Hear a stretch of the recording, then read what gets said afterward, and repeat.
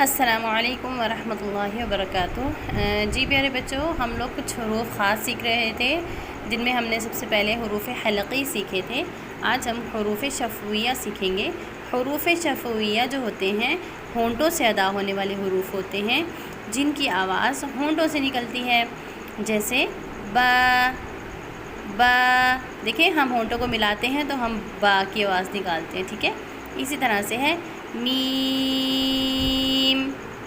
میم، یہ بھی دونوں ہونٹوں کو ملانے سے بولا جاتا ہے۔ تیسرا حرف ہمارے پاس ہے واو، ہونٹوں کو کمپلیٹلی راؤنڈ کرتے ہیں تو پھر واو بول سکتے ہیں۔ اور چوتھا ہے فا فا۔ دیکھیں اوپر والے دو دانت جب نیچے والے ہونٹ پہ لگاتے ہیں تو فا کی آواز نکلتی ہے۔ تو ٹوٹل 4 حروف ہیں، ان کا نام ہے حروف شفویہ۔